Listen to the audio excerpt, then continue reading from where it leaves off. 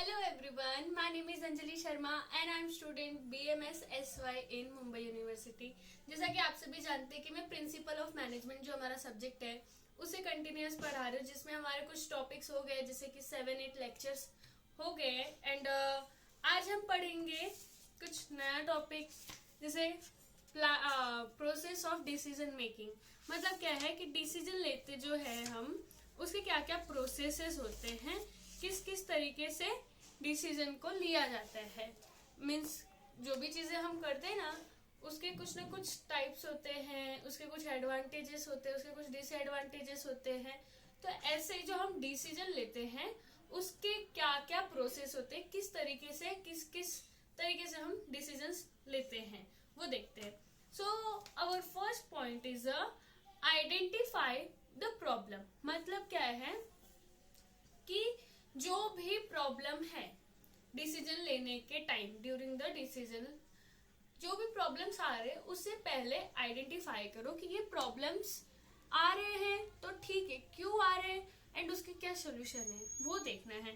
तो यहाँ पे क्या आता है, manager are first recognise what issue the organisation is facing. Means क्या है कि ऑर्गेनाइजेशन क्या क्या मीन्स प्रॉब्लम्स को फेस कर रहा है वो आइडेंटिफाई करना है।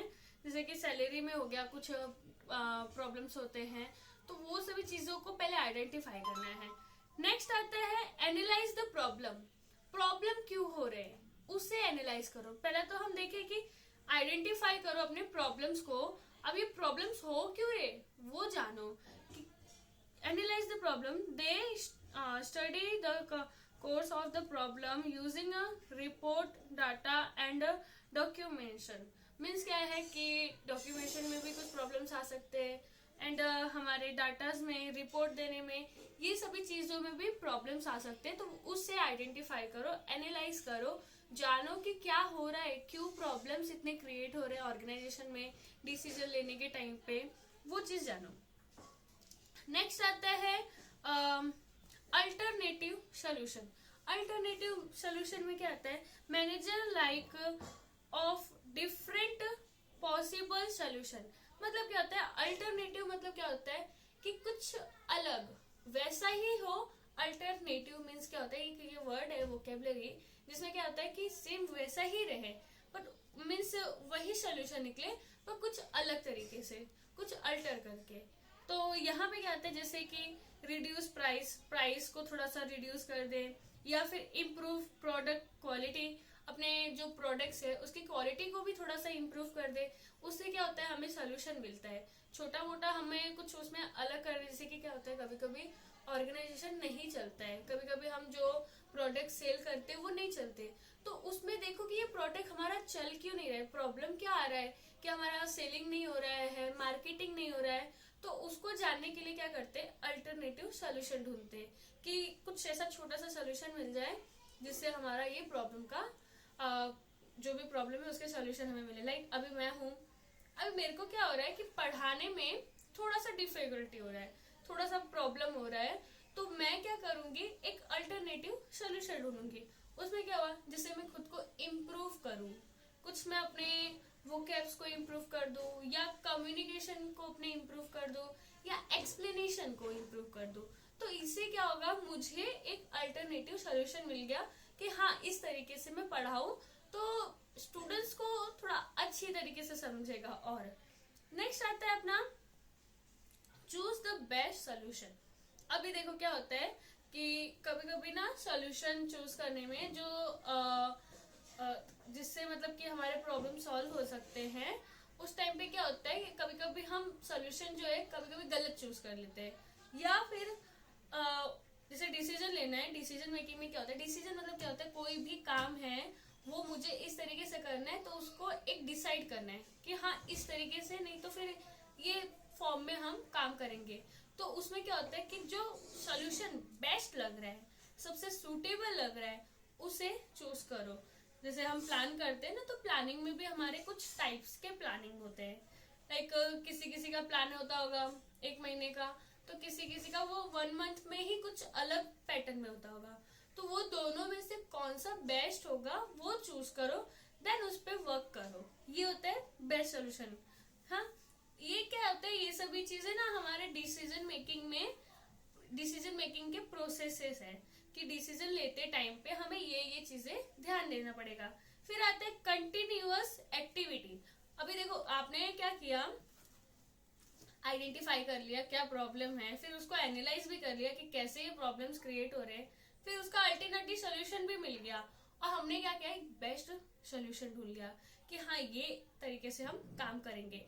अब क्या आता है कि हमने ये सब चीज तो कर लिया, बट कंटिन्यूअस कंसिस्टेंसी वो बनी रहनी चाहिए। कैसा होता है कि कंटिन्यूअस एक्शन लेते रहना है, मीन्स ये नहीं करना। अभी जैसे मैं हूँ, मैं आप सभी को पढ़ा रही हूँ, तो मेरा कैसा बीच बीच में लिंक टूट जाता था कि जब मेरे सब्सक्राइबर्स हैं मुझ पे ध्यान दे रहे, मेरे वीडियोस पे मेरे आईडी को भी ध्यान दे रहे, मतलब सब कुछ कर रहे अच्छे से, तो मैं क्या करती थी, बीच में पढ़ाना बंद हो जाता था। और कुछ मेरे पर्सनल इशू होते थे या फिर कभी कभी मन भी नहीं करता था पढ़ाने का, तो वो सभी चीजें क्या है, एक कंसिस्टेंसी नहीं बना, जिससे क्या हुआ, मेरा लिंक जो है मेरे और मेरे स्टूडेंट्स के बीच में वो थोड़ा सा गैप आ गया उसमें।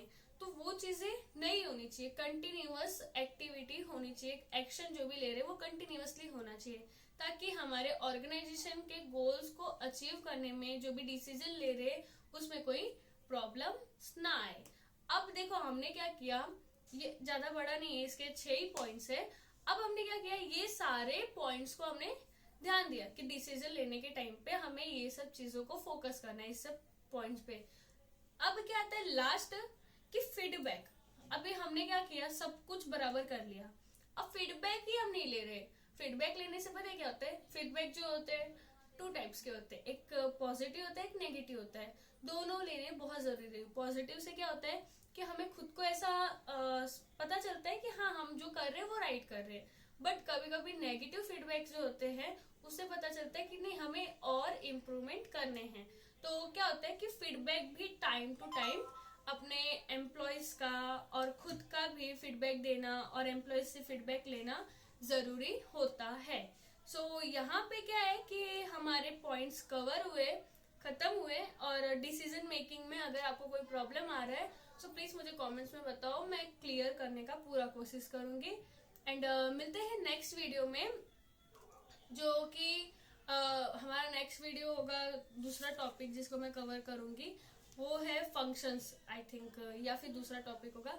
तो अगर आपको कुछ भी डाउट हो रहा है, कुछ भी लग रहा है कि नहीं ये चीज परफेक्ट नहीं है, तो मुझे कमेंट्स में बताओ, मैं बहुत ट्राई करूंगी कि मैं आपकी पूरी हेल्प करूं जिन जिन स्टूडेंट्स का एग्जाम आने वाला है। एंड अगर आपको अच्छे लगते हैं मेरे वीडियोस तो आप अपने फ्रेंड्स को भी शेयर कर सकते हैं, अपने ग्रुप में, अपने कॉलेज के ग्रुप में जो भी होगा वहां पे भी शेयर कर सकते हैं कि आपके साथ साथ और भी स्टूडेंट्स को हेल्प हो।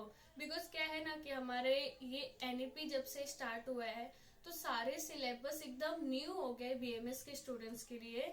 वो मेरा कॉलेज हो या आपका कॉलेज हो, सारे कॉलेज के न्यू हो गए। तो हमें कैसे कि वो चीजें नहीं मिल पा रही है। देखो लास्ट मोमेंट पे हम क्या करते हैं, कितना भी हमें हमारे फैकल्टी पढ़ाते रहते हैं, बट हम एंड द मोमेंट क्या करते हैं, यूट्यूब खोलते हैं या तो चैट जीपीटी करते हैं कि यहाँ से या यहाँ से हमें एक रात पहले एग्जाम के मिल जाए कि उसी से हम पढ़ के अपने एग्जाम दे दें मॉर्निंग में। तो वो चीजें हमें अभी प्रोवाइड नहीं हो पा रहा है। चैट जीपीटी पे तो मिल जा रहा है, बट यूट्यूब पे कोई हमें लेक्चर से नहीं मिल रहे, क्योंकि इतने कोई है ही नहीं है यूट्यूब पे पढ़ाने वाले। तो मैं हूँ कि वही चीज पढ़ा रही हूँ। अगर आपको लग रहा है कि मेरी हेल्प हो रही है, साथ साथ मैं अपने फ्रेंड्स की भी करूँ, तो आप उनको भी वीडियोस को शेयर कर सकते हैं। सो मिलते हैं नेक्स्ट वीडियो में। Thank you, bye bye.